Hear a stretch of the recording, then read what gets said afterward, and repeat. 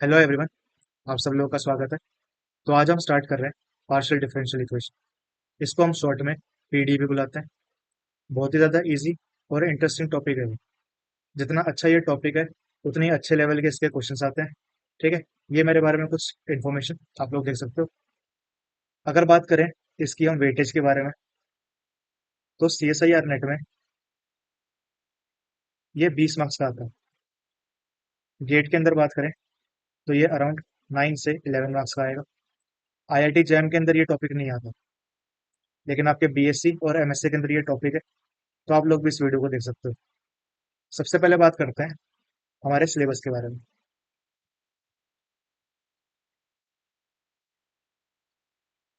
इसका जो first part है वो हमारे पास में first order partial differential equations है।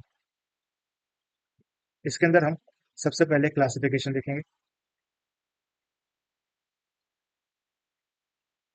कि हमारे पास में लीनियर पीडी क्या होती है, सेमी लीनियर पीडी क्या होती है, इसके बाद में क्वासी लीनियर पीडी क्या होती है, और इसके बाद नॉन लीनियर पीडी क्या होती है।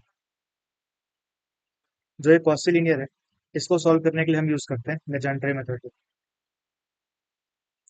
और जो नॉन लीनियर है इसको सॉल्व करने के लिए हम यूज करते हैं चारपेट मेथड। इसके बाद में हम बात करते हैं फॉर्मेशन ऑफ पीडी के बारे में।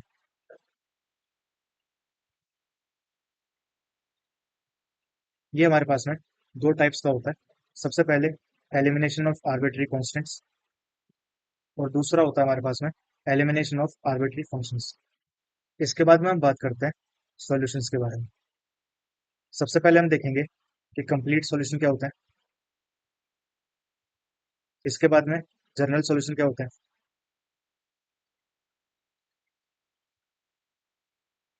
इसके बाद आता है हमारे पास में पर्टिकुलर सॉल्यूशन,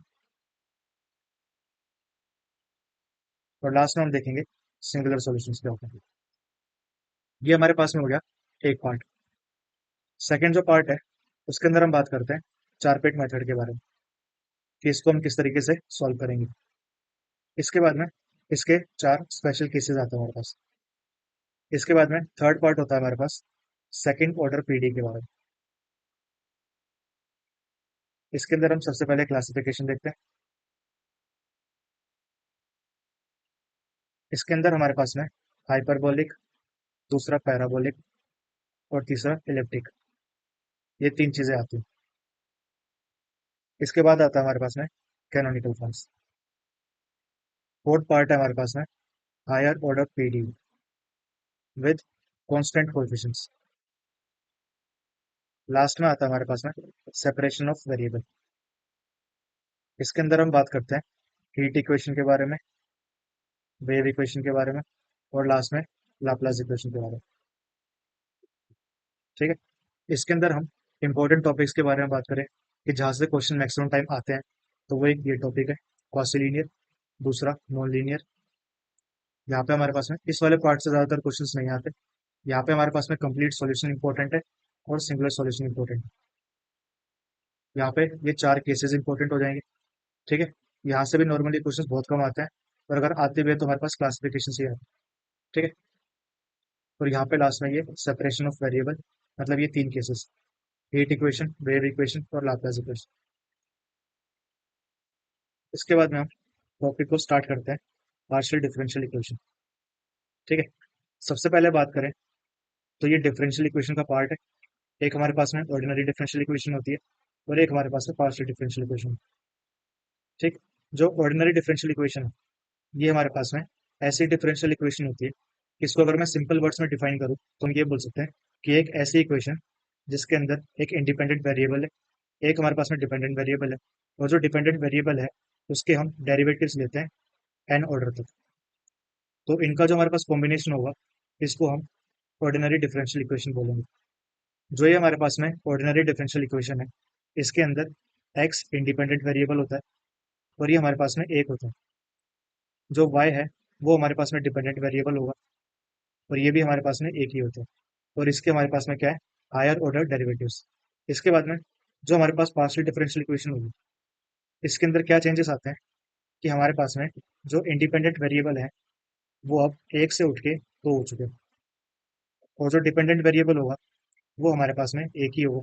यहाँ से हम पार्शियल डिफरेंशियल इक्वेशन को डिफाइन करें तो हम क्या बोल सकते हैं, एक ऐसी इक्वेशन विच इन्वॉल्व्स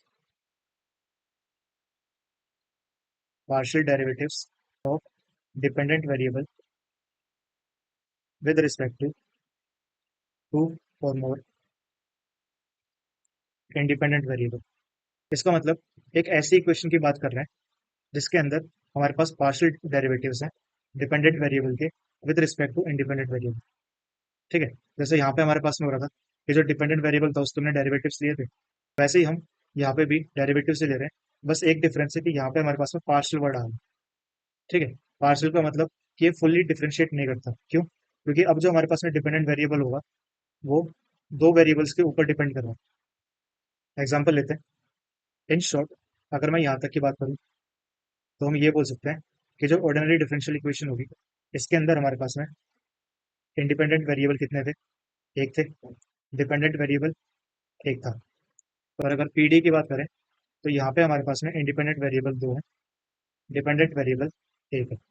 यहाँ पे हम इंडिपेंडेंट वेरिएबल को एक्स लेके चलते थे और डिपेंडेंट वेरिएबल को हम वाई लेके चलते थे। यहाँ पे हमारे पास में जो इंडिपेंडेंट वेरिएबल है वो एक्स और वाई हो जाएंगे, और जो डिपेंडेंट वेरिएबल है उसको हम जेड लेके चलते हैं। इसका मतलब क्या है कि जो जेड है वो हमारे पास में फंक्शन ऑफ एक्स और वाई है। ठीक, यहाँ पे जब हम डिफरेंशिएट करते थे तो वाई को हम ऐसे लिखते थे D Y by D X. जो D Y by D X है ये हमारे पास में टोटल डेरिवेटिव हो।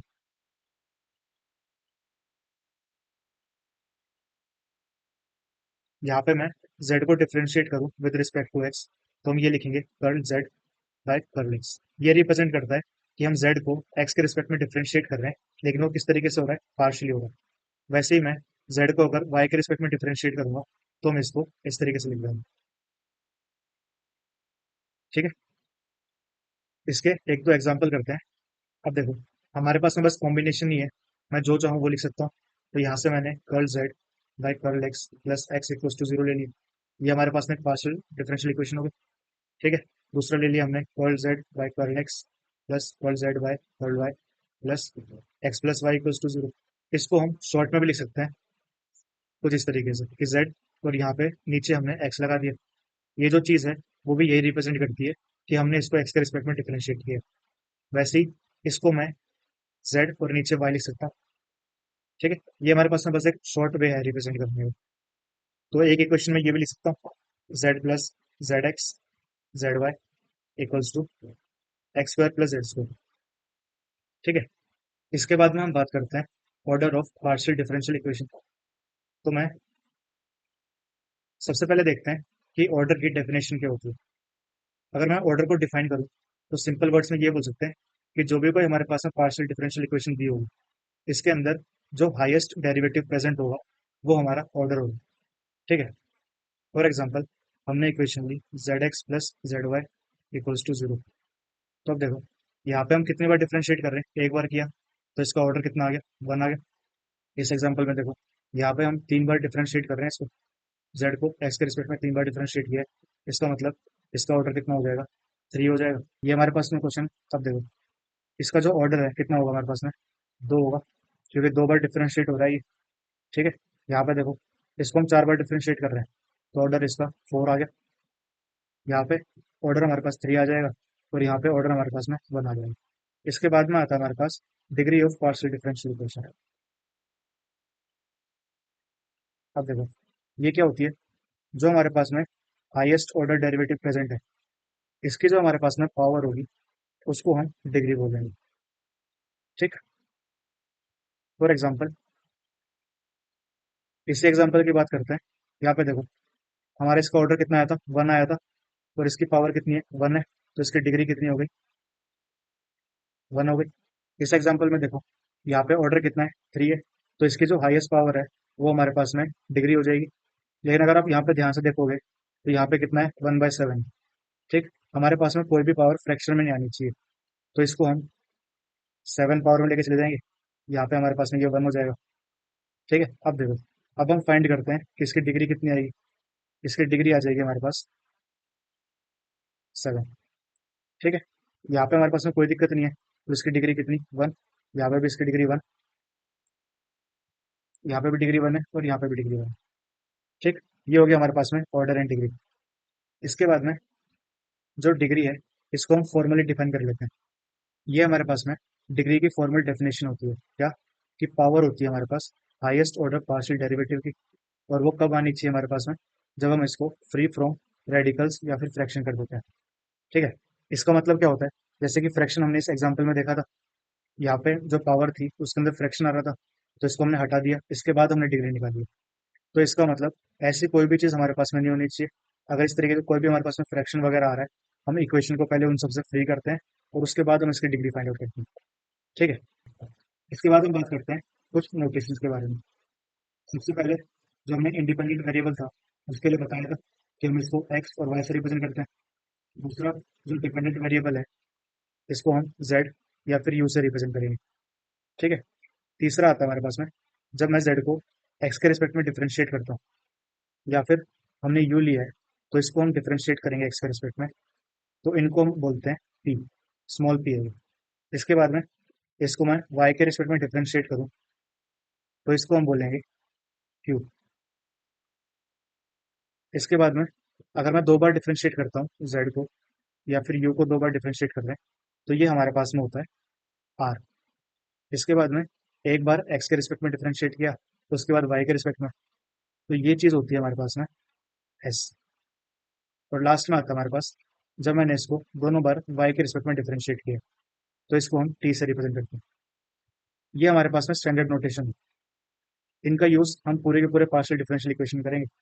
ठीक है, आई होप यहाँ तक की चीज़ें आपको समझ में आ गई होंगी। आज के लिए इतना ही, मिलते हैं हम अपनी नेक्स्ट वीडियो में। अगर आप लोग को कोई भी डाउट हो तो आप नीचे कमेंट सेक्शन में लिख सकते हो, और जो ये नोट्स हैं ये मैं नीचे अटैच कर दूंगा तो आप यहाँ से डाउनलोड कर सकते हो। Thank you so much and have a nice day.